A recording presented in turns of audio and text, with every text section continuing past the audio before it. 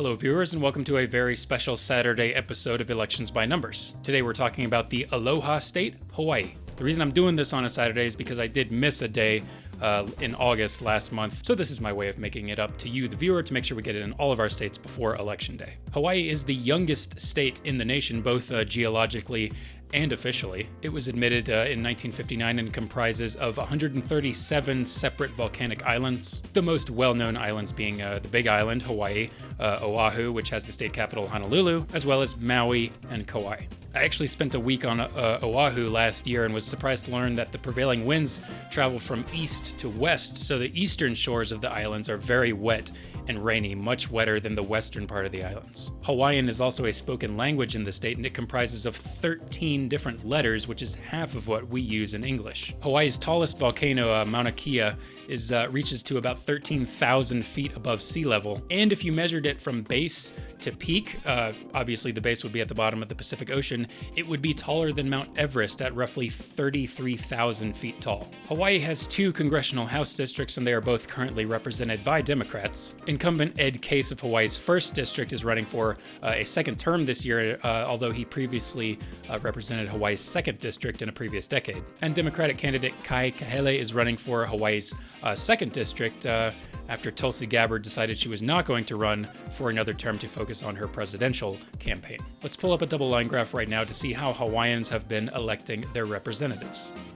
And looking at this, you'll see right from the get-go that Democrats in Hawaii have a massive advantage over Republicans in terms of turnout numbers for House candidates. The line representing Democratic turnout does have those regular peaks that one would expect during presidential years, and those dips during midterm years, but Republicans are just kind of all over the place, and actually over time, over the last 10 years, we do see enthusiasm even getting worse for them. They fell below 100,000 in turnout in 2016 and in 2018. So as you can imagine, this is pretty good for both Democratic candidates running in Hawaii this year. Now let's toss that graph aside, and yeah, obviously neither of them is going to go to flip to Republican this year, so let's make this result official and put it on our first map right now. Mark it.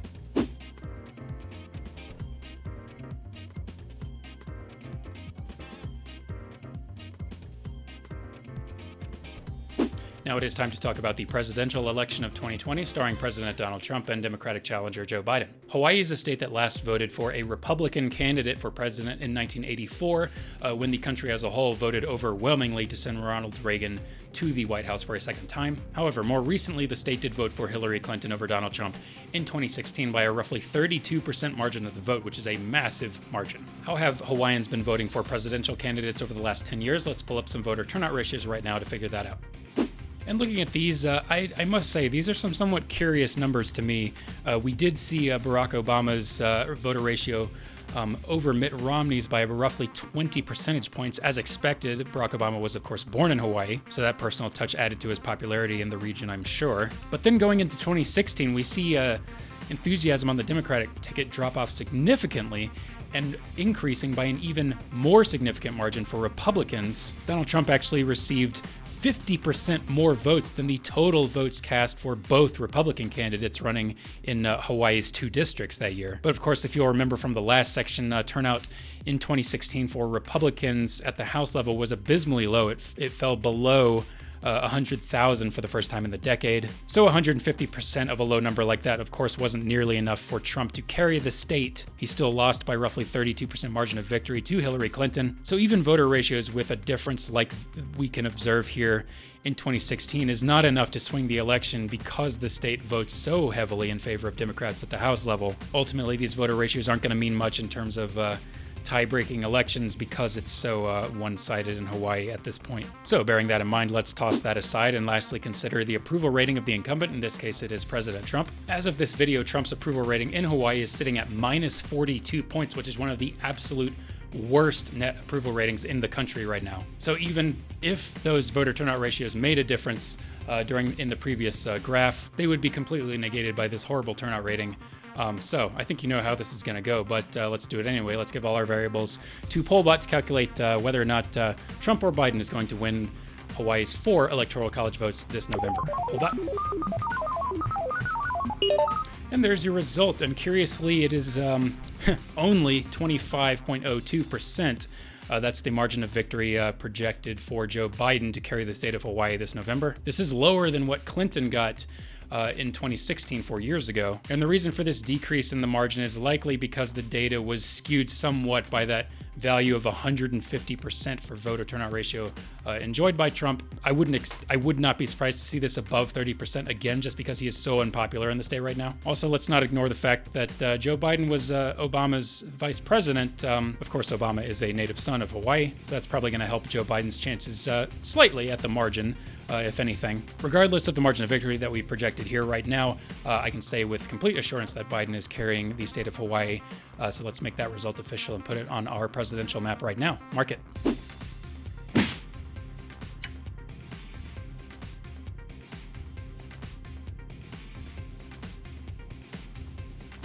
And now all the election results are in for the state of Hawaii. It's all great news for Democrats across the board. Let's talk briefly about the future of the state by pulling up an old line graph and a new one.